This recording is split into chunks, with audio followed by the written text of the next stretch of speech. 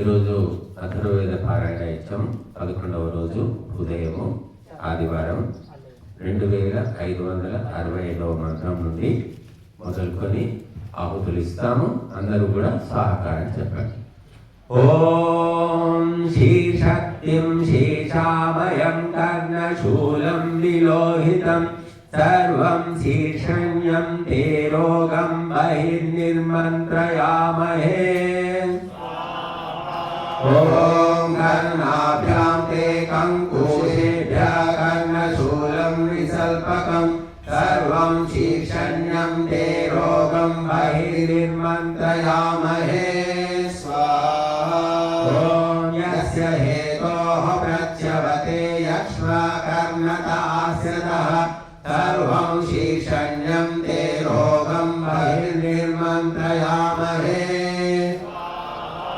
ఓం yeah కృణోతి ప్రమోదమందం కృణోతి పౌరుషం సర్వం శీర్షణ్యం తే రోగం బహిర్నిర్మంత్రయామహే.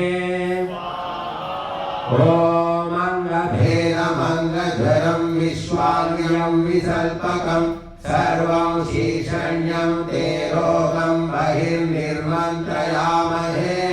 స్వాహా. ఓం యస్య భీమా ప్రతీకాశ ఉద్వేలయతి పౌరుషం తత్మానం విశ్వసారథం బహిర్నిర్మంత్రయామహే. స్వాహా. ఓం యా ఊరో అనుసర్పత్యధోయేతి గవీనికే యక్ష్మం తే అంతరంగేభ్యో బహిర్నిర్మంత్రయామహే. ఓం యది కామాదపకామాదృదయా ఛాయతే పరి హృదో బలాసమంగేభ్యో బహిర్నిర్మంత్రయామహే. ఓం హరిమాణం తే అంగేభ్యో ఆమామంతరోదరా యక్ష్మోధామంతరాత్మనో బహిర్నిర్మంత్రయామహే. ఓం ఆసో బలాసో భవతు మూత్రం భవత్వామయత్ యక్ష్మాణాం సర్వేషాం విషం నిరవోచమహం త్వత్. ఓం బహిర్విలం నిర్ద్రవతు కాహ భాహం తవోదరాత్ యక్ష్మాణాం సర్వేషాం విషం నిరవోచమహం త్వత్. స్వాహా. ఓం ఉదరాతే క్లోమ్నో నాభ్యా హృదయాదధి యక్ష్మాణాం సర్వేషాం విషం నిరవోచమహం త్వత్. స్వాహా. ఓం యాః సీమానం విరుదంతి మోధానం ప్రత్యర్షణీః అహింసంతి రణామయా నిర్ద్రవంతు బహిర్భిలం. స్వాహా. ఓం యా హృదయముపశ్యంతను తన్వంతి కీరసాః అహింసంతి రణామయా నిర్ద్రవంతు బహిర్భిలం. స్వాహా. ఓం యాః పార్శ్వే ఉపశ్యంత్యనురీక్షन्ति దృష్టిः అహింసంతి రణామయా నిర్ద్రవంతు బహిర్భిలం. స్వాహా. ఓం యా స్థిరశ్చి ఉపలక్ష్యంత్యశ్చ నిర్వక్షణాసుతే అహింసంతి రణామయా నిర్ద్రవంతు బహిర్బలం. స్వాహా. ఓం యా ఉదానుసర్పంత్యాంత్రాణి మోహయంతి చ అహింసంతి రణామయా నిర్ద్రవంతు బహిర్బలం. స్వాహా. ఓం యా మధ్వో నిర్దయంతి పరోషి విభజంతి చ అహింసంతి రణామయా నిర్ద్రవంతు బహిర్బలం. స్వాహా. ఓం ఏ అంగాని మదయంతి యక్ష్మాసో రోపణాస్తవ యక్ష్మాణాం సర్వేషాం విషం నిరవోచమహం త్వత్. స్వాహా. ఓం వికల్పస్య విద్రగస్య వాదీకారస్య వాలయేః యక్ష్మాణాం సర్వేషాం విషం నిరవోచమహం త్వత్. స్వాహా. ఓం పాదాభ్యాం తే జానుభ్యాం శోణిభ్యాం హరివంశసః అనోకాదశ నీరుష్ణిహాభ్యः शीर्षरोगमणिनशो स्वाहा ॐ सन्ते शीर्षकपालानि हृदयस्य च यो विदुः उद्यन्नादित्यरश्मिभिः शीर्षरोगमणिनशोऽङ्गभेदमशीषमः ॐ अस्य वामस्य फलितस्य होदुस्तस्य भ्राता मध्यमो अस्पश्मः तृतीयो भ्राता घृतपृष्ठो अस्याता पश्यं विश्वतिं सप्तपुत्रम् ॐ सप्तयुञ्जन्ति रथमेकचक्रमेको अश्वो वहति सप्तनाम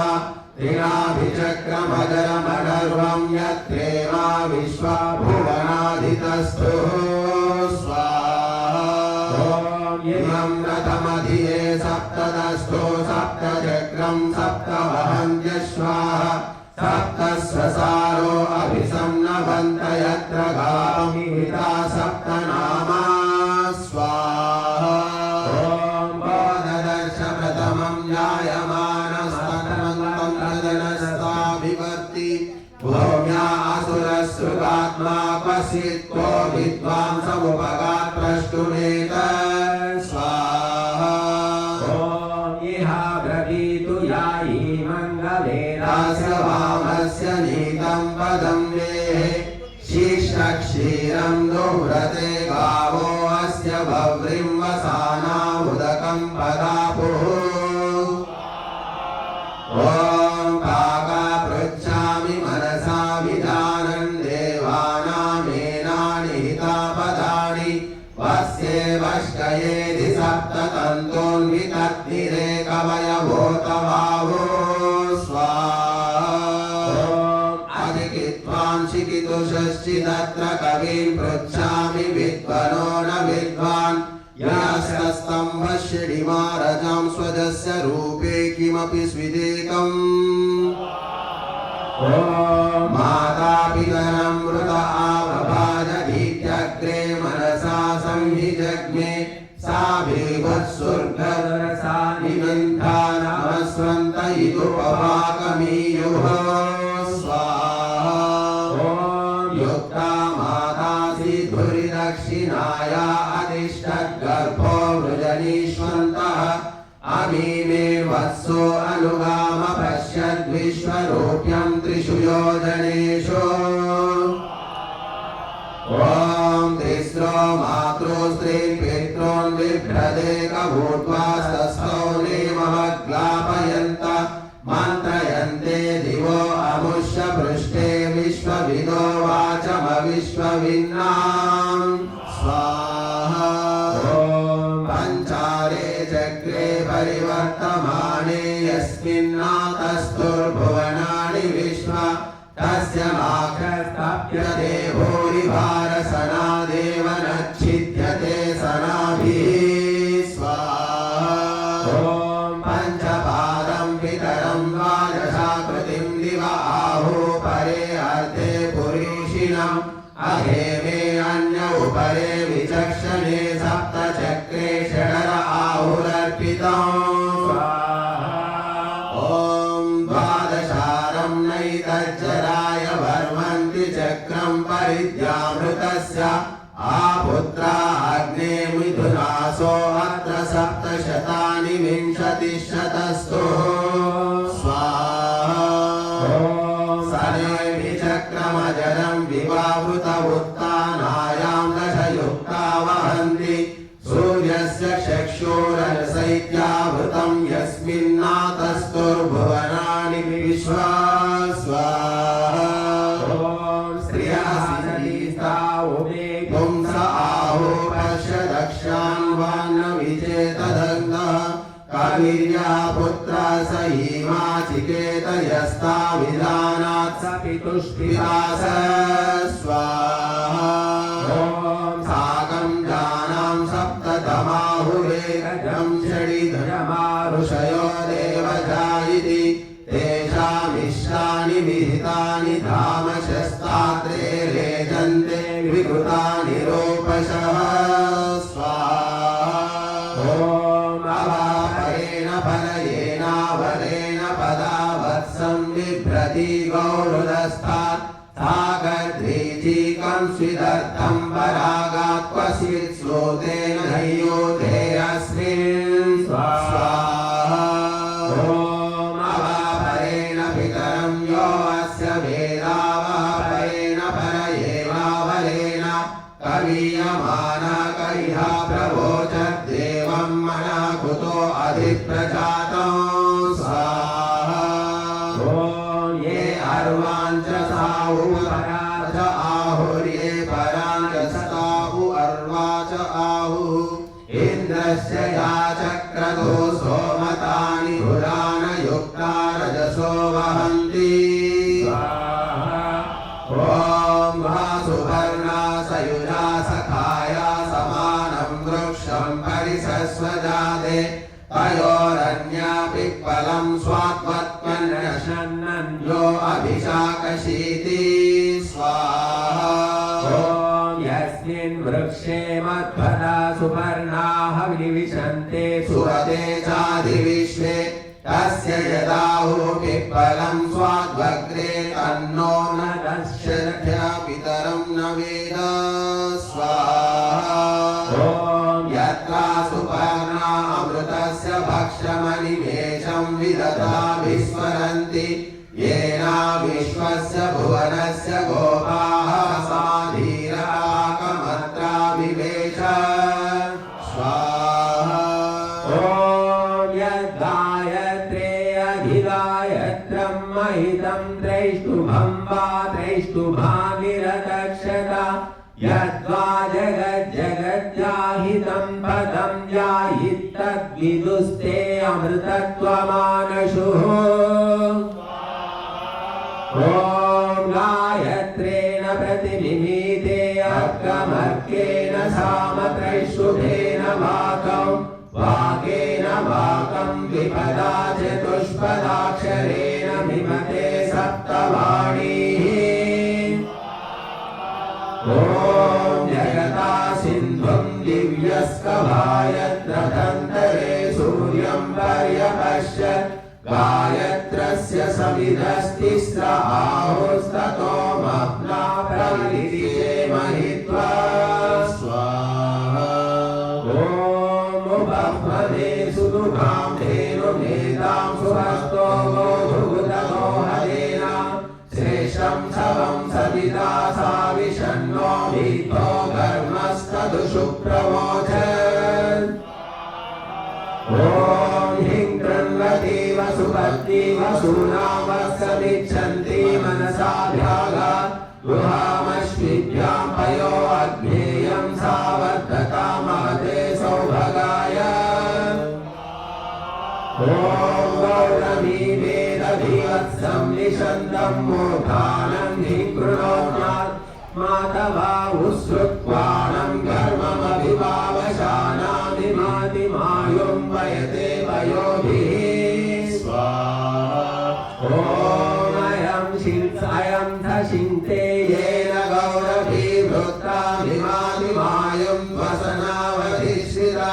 सरित्रभिर्निहितकारमभ्यां विद्युद्भवन्ति प्रतिमौग्रिमो हता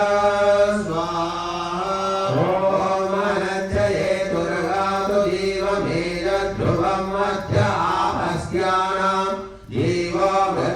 चलति स्वदाभिरमत्यो मत्येन सयोनिः स्वाहा ॐ विधुं दद्राणं शरीरस्य पृष्ठे युवानं सन्तं बलितो जगार देवस्य पश्य काव्यं महित्वाद्याममारसभ्यः समान स्वाहा ॐ यायीं चकार तस्मात् समादुर्यो न परिवीतो अन्तर्बहु प्रजानिर्वृतिराविवेश स्वाहा अपश्यन् गोपामणिपद्यमानपाच पराचपतिभिश्चरन्तं ससद्रीचिः सभिगाजीवसान आवरीवक्ति भुवनेष्वन्तः ॐ जौना पिता जनिता नाभिरत्नबन्धुर्लो माता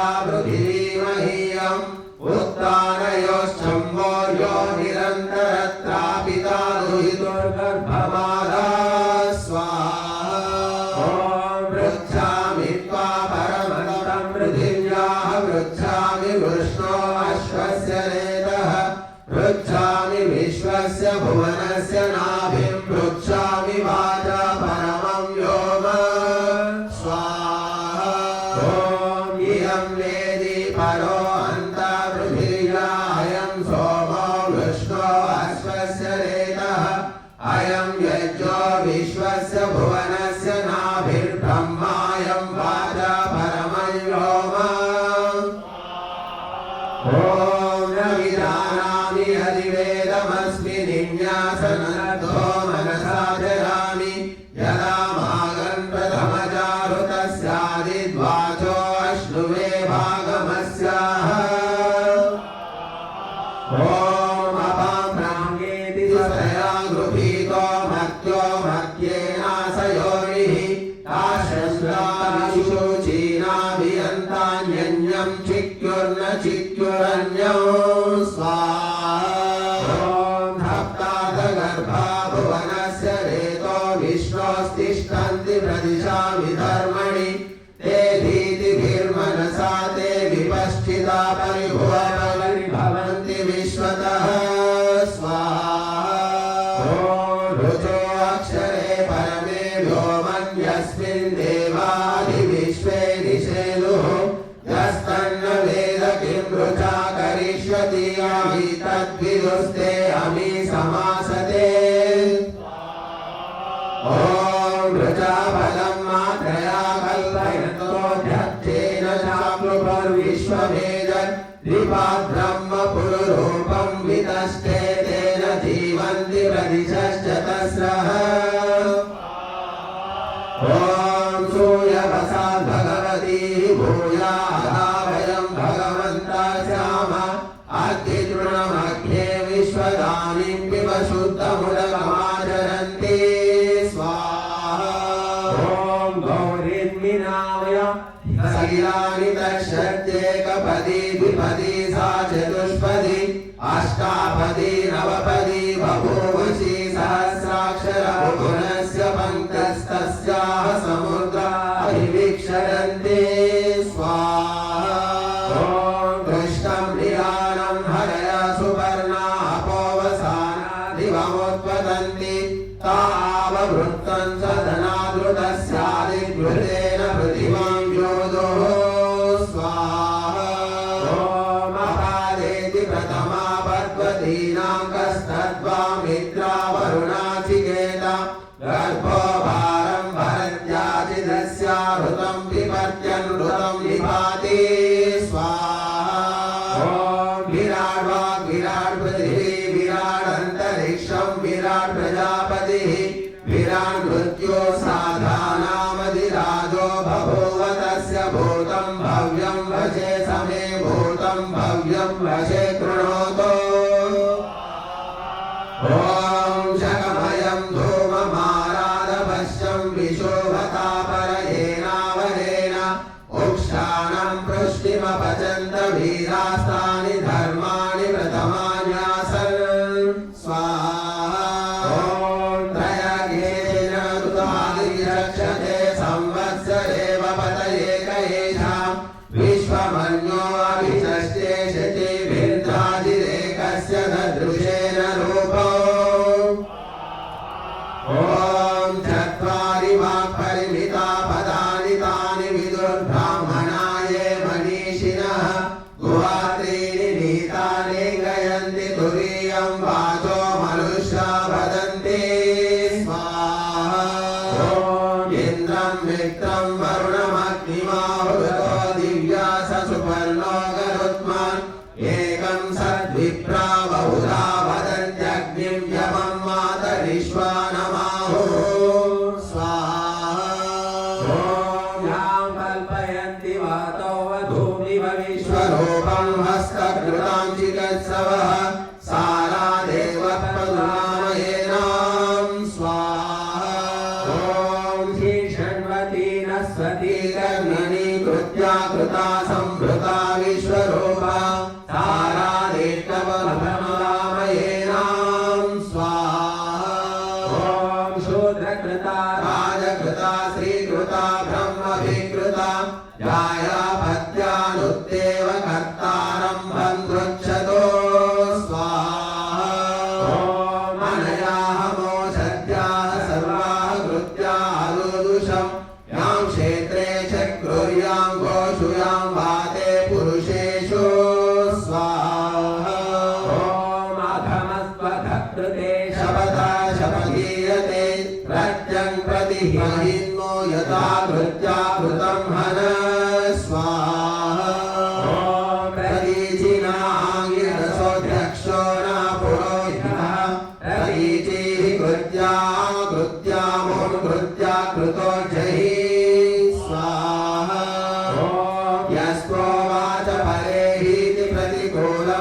कार्यं तं कृत्ये विनिवर्तस्वमास्वानिक्षो अनागसः ॐ यस्ते परोषि सन्दतो रथस्येवर्बुद्धिया तं गच्छ तत्र तेन मज्जातस्तेयं जनः स्वाहा ॐ ये त्वा कृत्यालिफलाभिचारिणः शम्भीरं कृत्यादूषणं प्रतिवर्त्म पुनःसरं तेन त्वा सपयामसि स्वाहा ॐ यद्दुर्भगां प्रश्नपितां मृत्युमत्सामुपेयम् अभयतु सर्वं मत्पापं दविनं मोपतिष्ठतो स्वाहा ॐ यत्ते पितृभ्यो ददतो यज्ञेवानामजग्रुः सन्देशात् सर्वस्मात् पापादिमा मुञ्चन्तु त्वौषधीः स्वाहा ॐ देवैन साद्विद्यान्नामग्राः सन्देशादभिनिष्कृतात् मुञ्चन्तो त्वा विरुधो वीर्येण ब्रह्मणरुभ्ये भयसा ऋषीणां स्वाहा ॐ यथा वाताश्रवयति भूम्यारेरुमन्तरिक्षात् चाभ्रम् एवामः सर्वं दुर्भूतं ब्रह्मणोत्तमपायते स्वाहा ॐ अपक्रामनानदति विनद्धा गर्दभीव कर्तो नक्षस्वेतो नुत्ता ब्रह्मणा वीर्यावता स्वाहा ॐ अयं पन्थाः कृते धित्वा नयामो विप्रहिता प्रतित्वा प्रहिण्मः तेनाभिराहि भद्यन्त्यनस्वतीव वाहिनी विश्वरूपा गुरुटिनी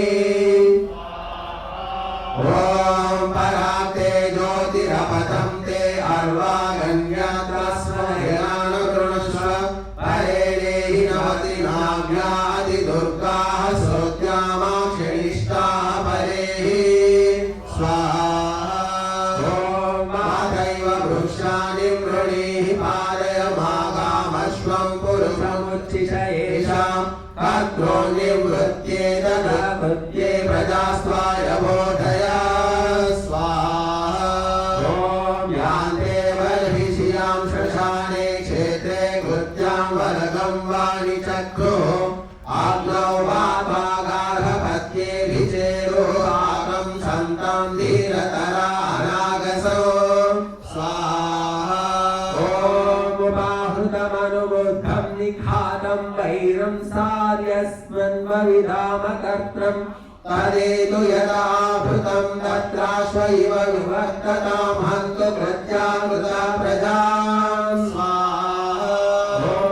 स्वायसासयः सन्त्रिगो गृहे विद्माते कृत्ये यतिधा परोषि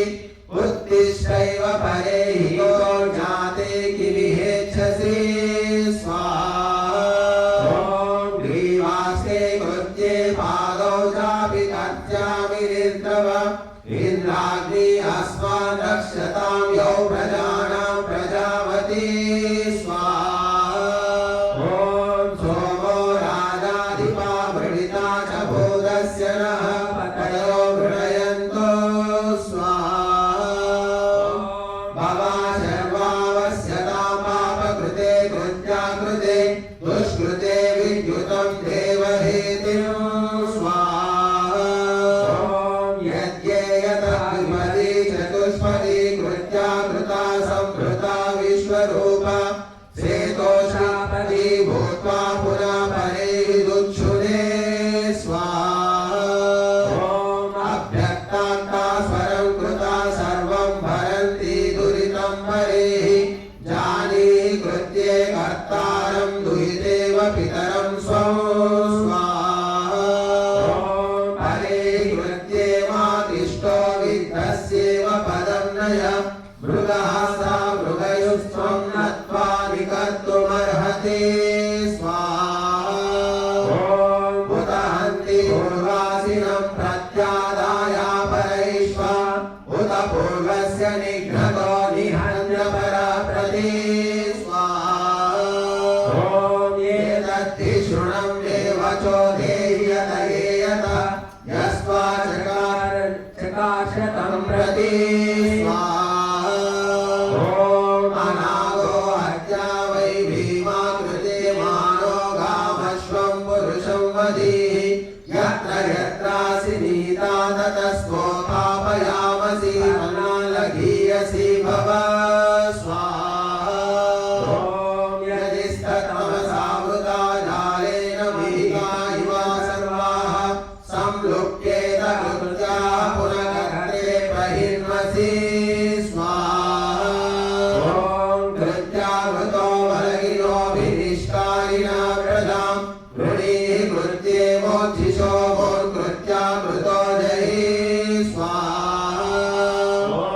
यथा सूर्यो मुच्यते तमसस्परिरात्रिं जहात्युषषष्टकेतुम् एवाहं सर्वं दुर्भूतं कत्रं कृत्याकृताकृतं हस्तीव रजो दुरितं जहामि स्वाहा केन पार्ष्णीयाभृते पुरुषस्य केन मांसं संभृतं केन गुल्फं केनाङ्गुलीकेशनी केन कानि केनोच्छलङ्खो मध्यतकप्रतिष्ठां स्वाहा कस्मानुगुल्पावधरां कृण्वन्नष्टीवन्तावुत्तरो पुरुषस्य व्यङ्गे निर्वृत्यन्नदुपं कसिज्जामनो सन्धिकमुदच्छिकेत स्वाहा चतुष्टयं युज्यते संहितान्तं जानुभ्यामूर्धं शिथिलं कबन्धं श्रोणीयदुर्गमुदज्जज्ञानयाभ्यां कुसिन्दं सुदृढं बभूव ॐ कतिदेवाः कथमेतासन्यपुरो ग्रीवाश्चिक्यो पुरुषस्य कतिस्तनौ जलधोका कपोलौ कतिस्कन्धान् कतिवृष्टिरचिन्वन् ॐ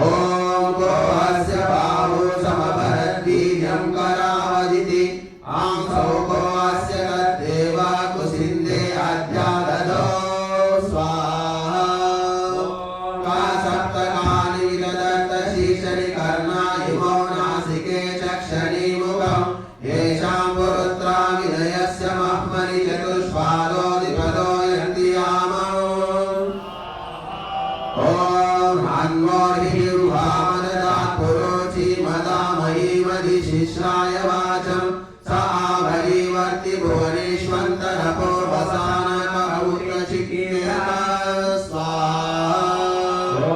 मस्तिष्कमस्य तमो ललाटं ककाटिकां प्रथमो यः कपालं चित्वा चित्यं हन्वोः पौरुषस्य दिवं रुरोः कथमास देवः